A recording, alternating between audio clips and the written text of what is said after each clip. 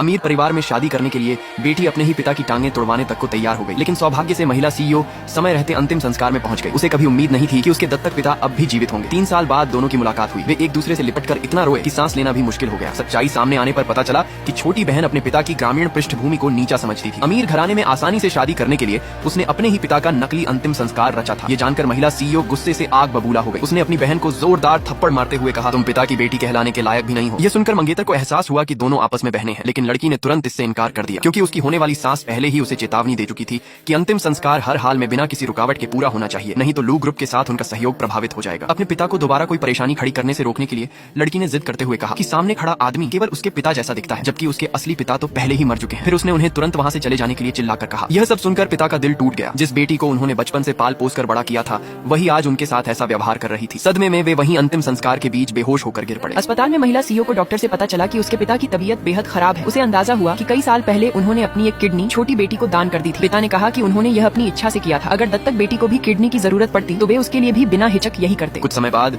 महिला सीईओ अपने पिता को अस्पताल से छुट्टी दिलाकर करोड़ों की हवेली में ले आई। उसने उनके लिए एक नई छड़ी खरीदी और नए कपड़े भी दिलवाए। अपनी दत्तक बेटी का इतना प्यार और सम्मान देखकर पिता बेहद खुश हुए, लेकिन उन्हें अब भी अपनी सगी बेटी की चिंता सताती रही। उन्हें डर था कि अंतिम संस्कार में उनके कारण हुई रुकावट की वजह से कहीं उसे कोई सजा न मिल जाए। इसलिए जब महिला सीईओ कंपनी में काम संभालने गई हुई थी तो वे अकेले ही अपनी बेटी से मिलने निकल पड़े। जब महिला सीईओ वापस लौटी तो उसे पता चला कि उसके पिता आधे घंटे पहले ही घर से निकल चुके हैं। उसे तुरंत समझ आ गया कि वे अपनी छोटी बेटी से मिलने गए होंगे। उसने फौरन अपनी बहन का पता निकलवाया। उधर पिता बैसाखी के सहारे अपनी बेटी के आलीशान विला वाले इलाके में पहुंच गए। रास्ते में उनकी मुलाकात 3 लोगों से हुई। उन्होंने उन्हें चोर कहकर गालियां देनी शुरू कर दी और झूठा आरोप लगाया कि वह अमीरों की कॉलोनी में चोरी करने घुसा है। यहाँ तक कि मंगेतर ने भी सुरक्षा गार्डों को बुलाकर कहा कि इस चोर को तुरंत बाहर फेंक दो। दोनों सुरक्षा गार्ड हैरान थे। उन्हें तो पहले लगा था कि यह आदमी लड़की का पिता है, इसलिए उन्होंने उसे अंदर आने दिया था, लेकिन अब जबकि लड़की खुद ही उससे इनकार कर रही थी, वे समझ नहीं पा रहे थे कि क्या करें। आखिरकार लड़की के इनकार करने के बाद दोनों गार्ड गुस्से में पिता को पकड़ लेते हैं। पहले उनकी अच्छी तरह तलाशी ली जाती है, फिर बेरहमी से उनकी पिटाई की जाती है। जाते जाते उन्हें चेतावनी दी जाती है कि दोबारा कभी यहाँ दिखाई मत देना। ये सब देखकर लड़की खुद को रोक नहीं पाती और मंगेतर से कहती है कि उस आदमी को जाने दो। अगर उसे गंभीर चोट लग गई तो वे भी इस मामले में फंस सकते हैं। टूटे हुए दिल के साथ पिता वहाँ से लौट जाते हैं। जल्दबाजी में वे अपनी गिर चुकी छड़ी वहीं छोड़ देते हैं। लड़की मौका देखकर वह छड़ी उठाती है, अपने पिता के पीछे दौड़ती है और उन्हें छड़ी लौटाते हुए कहती है कि अब कभी उससे मिलने की कोशिश मत करना।